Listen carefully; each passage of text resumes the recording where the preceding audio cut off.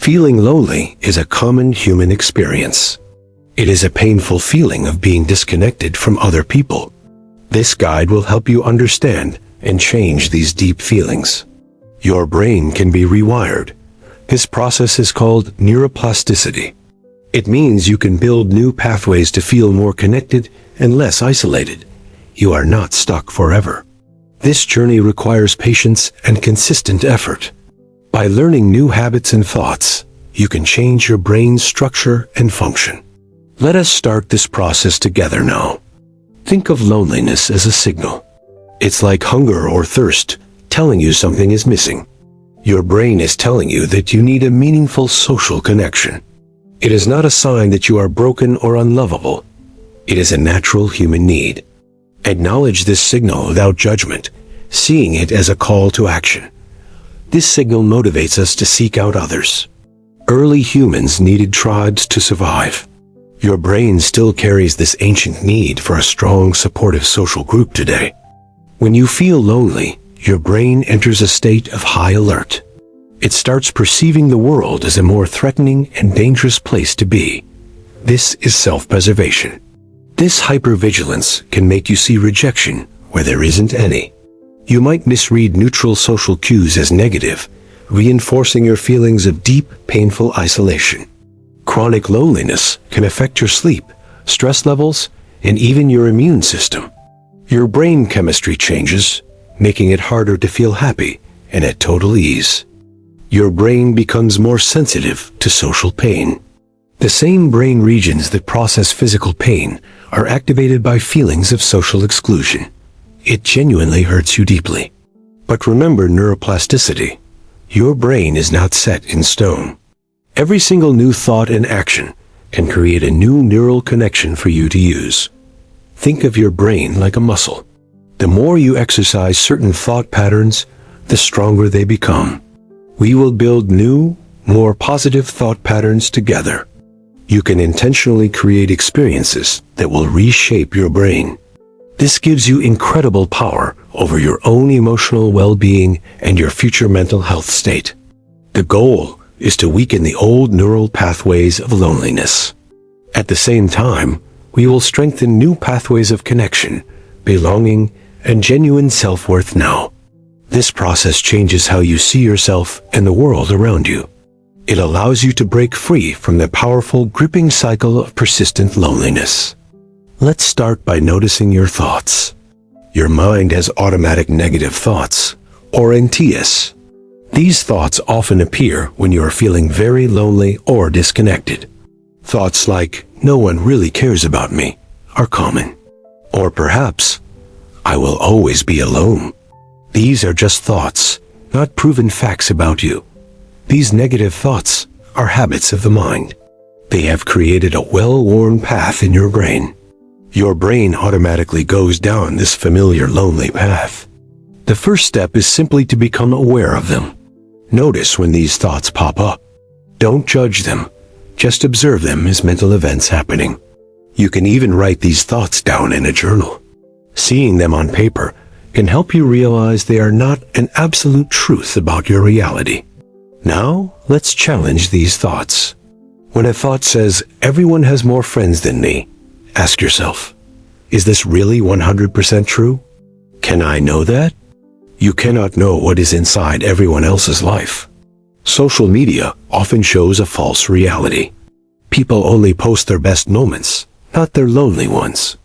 Look for evidence that contradicts your negative thought. Has anyone been kind to you recently? Did someone smile at you today? Note these small positive things. This is cognitive restructuring. You are actively questioning the validity of your automatic negative beliefs.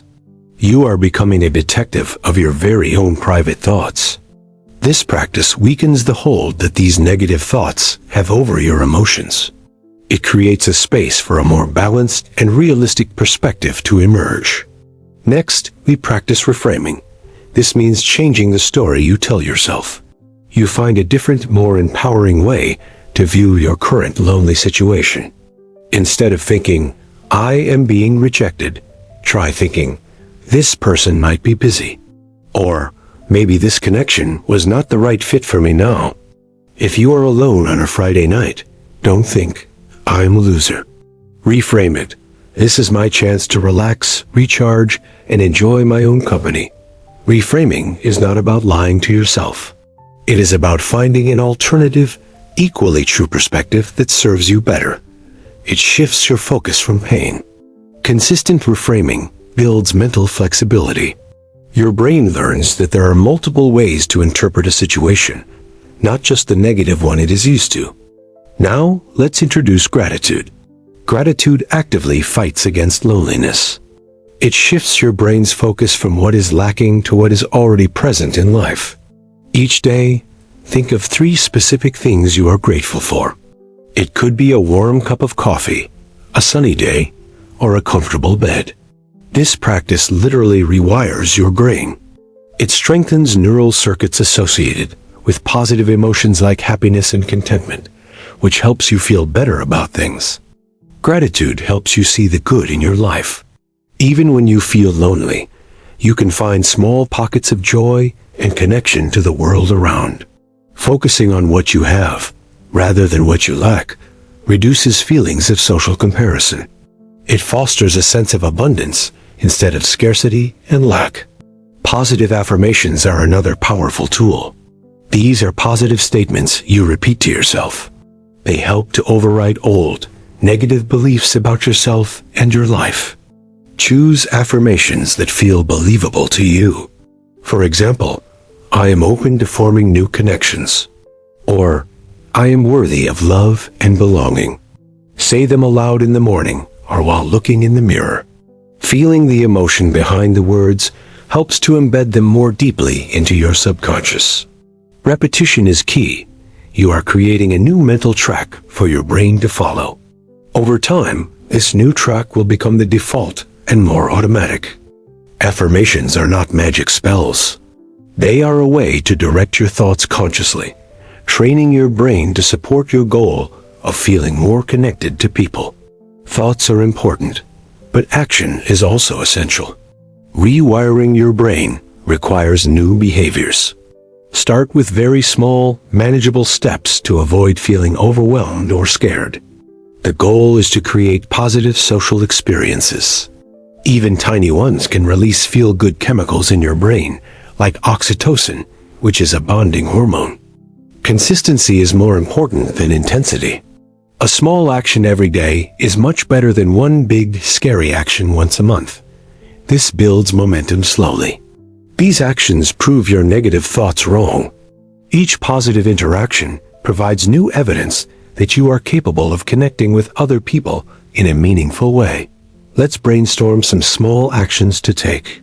The key is to start with things that feel safe and have a very low risk of perceived rejection. Start with low-stakes interactions. Make eye contact and smile at the barista at a coffee shop. Say good morning to a neighbor you see regularly. Ask the grocery store clerk how their day is going. These small moments of connection add up.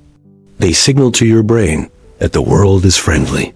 These brief exchanges are like social warm-ups. They get your connection muscles working without the pressure of a long, deep, and difficult conversation with someone. You are not trying to make a new best friend instantly. You are just practicing the basic skill of being open and friendly with other human beings. Celebrate each small success. Acknowledging your courage reinforces the new behavior, making it more likely that you will want to do it again in the future. Now, think about your own interests.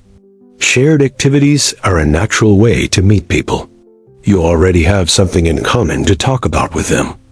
Join a book club, a hiking group, a language class, or a sports team. Find something that you genuinely enjoy, so it does not feel like a chore. When you focus on the activity itself, it takes the pressure off socializing.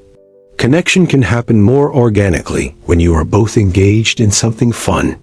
Go to these events with curiosity, not expectation.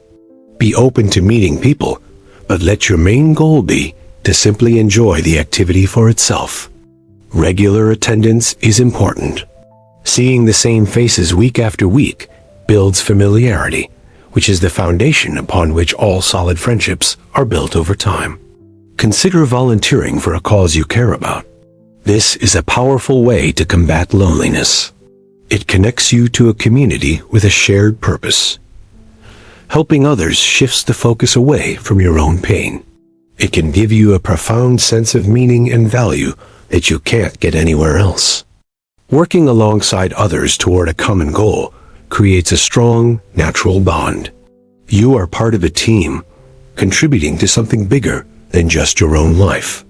It also boosts your self-esteem. Seeing the positive impact you can have on the world reinforces your belief that you are a valuable and capable person. Find a local animal shelter, a community garden, or a food bank. Choose something that aligns with your personal values for the best and most rewarding experience. Sometimes, new connections are not needed. You can deepen existing ones.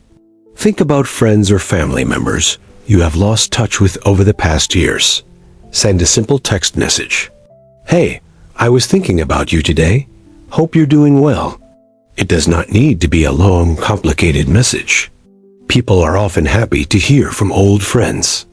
Your fear of bothering them is usually just another one of those automatic negative thoughts you experience. Suggest a low-pressure activity, like grabbing a quick coffee. Reconnecting can be a slow process. Let it unfold naturally, without forcing anything to happen too fast. Nurturing these old bonds can remind your brain that you have a history of connection.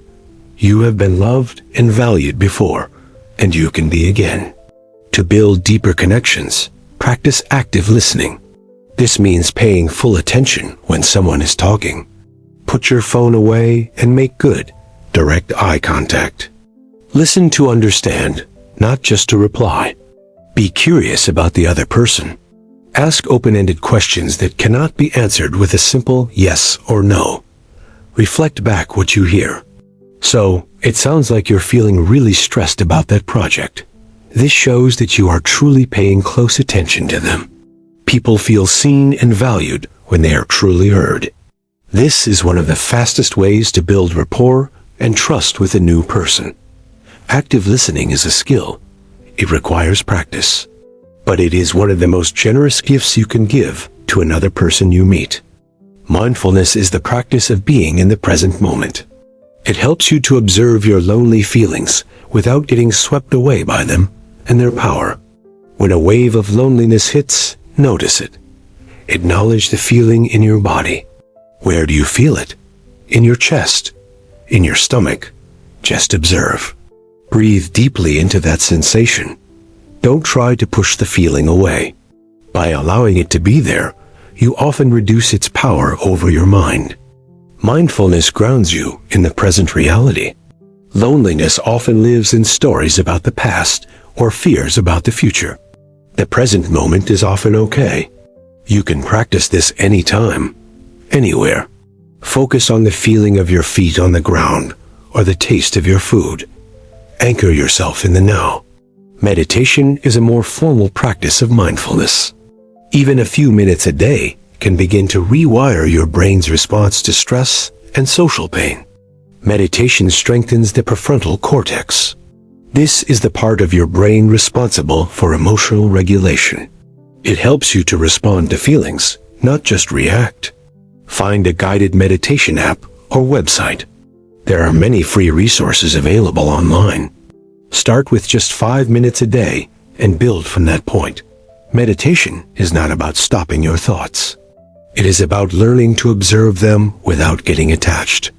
You are the sky, and your thoughts are clouds passing. This practice builds an inner refuge of calm.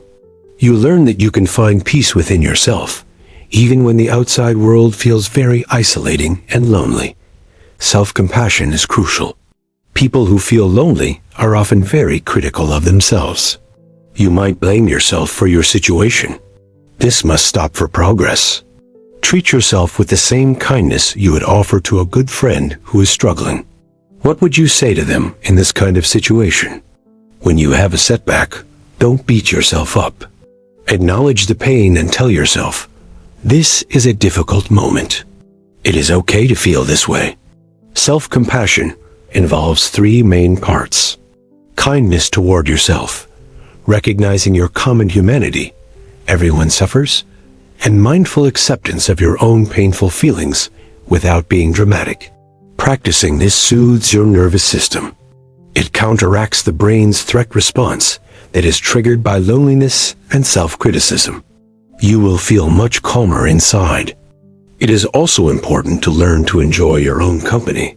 Solitude does not have to equal loneliness. Solitude can be a time for peaceful restoration. Plan activities to do by yourself that you genuinely enjoy. Go to a museum, take a walk in nature, read a book in a cozy cafe. Date yourself. Make your time alone special and intentional. This teaches your brain that being alone is not a punishment, but an opportunity for self-care and fun. When you enjoy your own company, you become less desperate for connection. This makes you more attractive to others, as you project confidence, not a needy vibe. A healthy relationship with solitude is the ultimate foundation for building healthy relationships with other people. You connect from a place of fullness, not from emptiness. Remember, rewiring your brain is a long-term project. It is not a quick fix. There will be good days, and there will be very bad days. Be patient and persistent with yourself.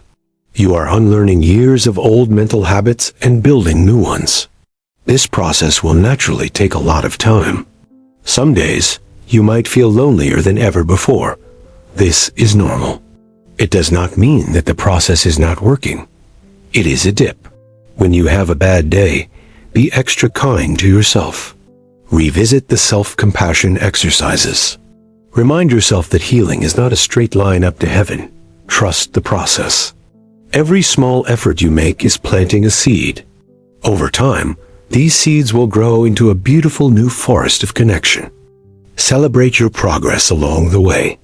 Did you smile at a stranger today? Acknowledge that victory. Did you challenge a negative thought? That is a huge success. Keep a journal of your wins, no matter how small they seem. Reading this list during tough times can remind you of how far you have come. Positive reinforcement strengthens the new neural pathways you are building. You are telling your brain, this is good. Let's do more of this in the future. You have the incredible power to change your brain and your experience of the world. Loneliness does not have to be your permanent story or your final destiny. By using these tools consistently, you can rewire your brain. You can move from a state of isolation to one of deep connection, belonging, and peace.